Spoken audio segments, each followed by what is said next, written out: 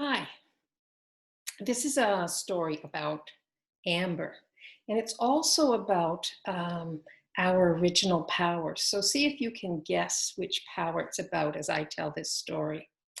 Um, Around 2000, I was living and working in Ethiopia, and with some friends who I met there, one a Canadian and one an Ethiopian.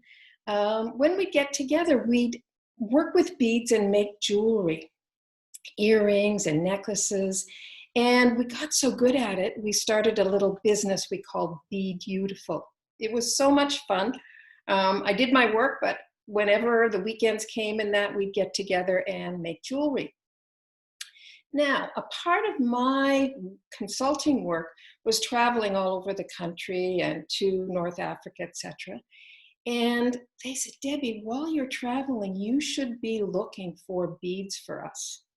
We could have some really special beads. And this country, Ethiopia, is known for its amber. So when you're traveling in Ethiopia, please keep an eye out in the markets for amber.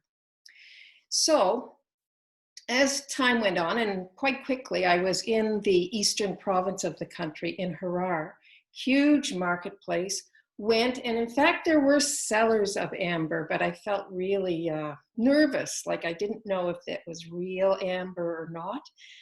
I hadn't cultivated the art of knowing real amber from fake amber. So the driver I was with, Tesfai, I told him about my interest in beads. And he said, well, I happen to know a woman who is known as a collector of amber. So if you'd like to meet her, I can take you there. I said, I'd love it. So after the workday was over, he had made arrangements, and we went to a really old part of the town, very interesting architecture.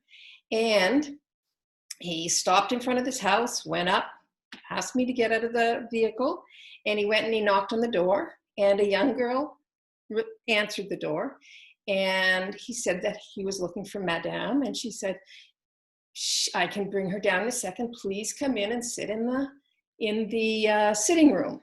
And this was a very common thing that the host would arrive after about 5 minutes. So we sat there and chatted back and forth, and then Madame arrived.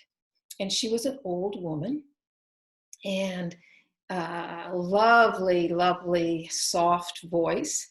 And Sagai was talking with her in Amharic and would do translation with me. And we weren't there maybe 5 minutes, and she said to the young girl, please set up a coffee ceremony. So that was a beautiful part of this situation, because if you're invited in for coffee, it means that the person wants to spend some time with you, because the coffee ceremony itself takes about a half hour. So we sat down, the young girl brought all the equipment in, was roasting the coffee beans and getting ready to pound them, and we were chatting. And Sagai was doing a great job of translating back and forth. And as we got the coffee, as it was poured, and we each got our coffee, he looked at me and said, it's time. And so I told her I was interested in buying amber, and I heard that she was a collector. So she smiled and she said, would you like to see some? And I said, I'd love to see some. So she went, or she didn't go, she sent the young girl to get her collection.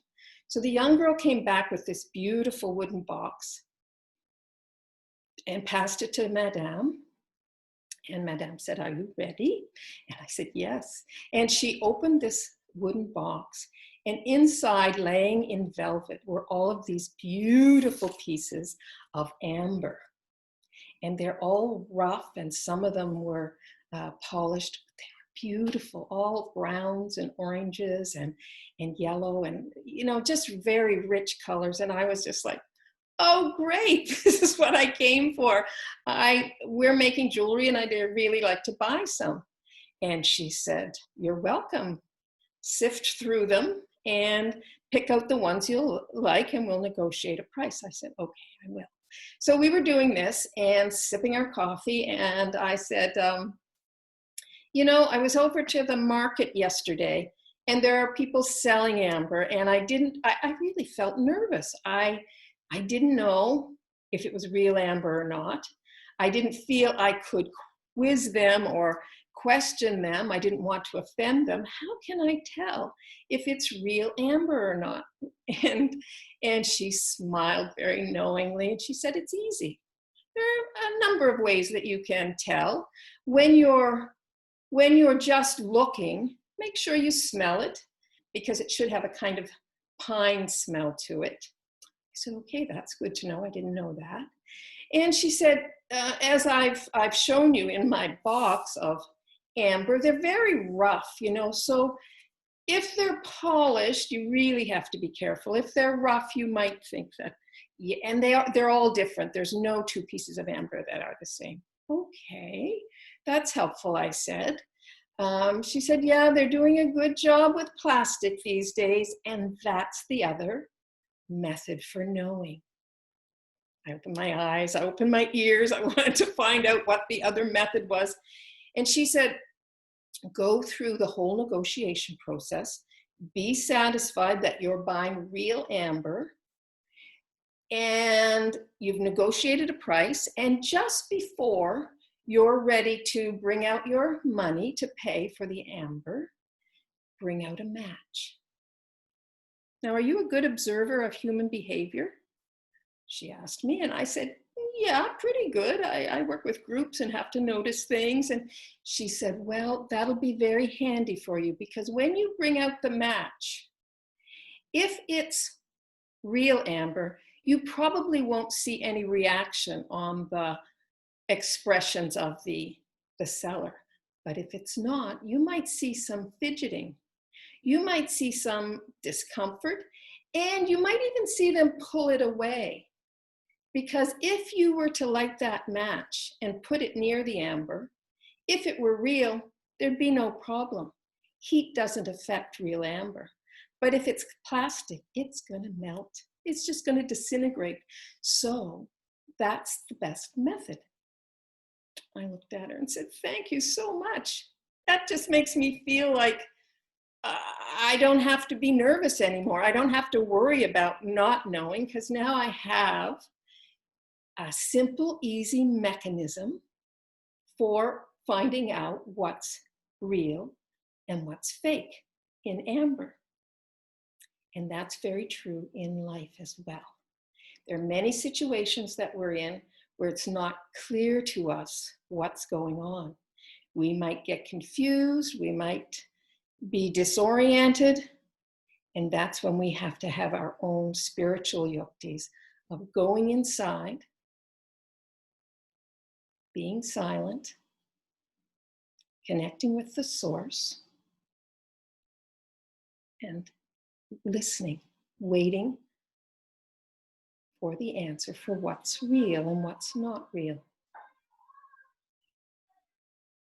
And throughout life, that power of discernment will grow and grow and grow.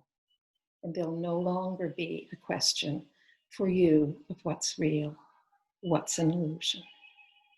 So I hope you enjoyed our story of amber and discernment. Om Shanti.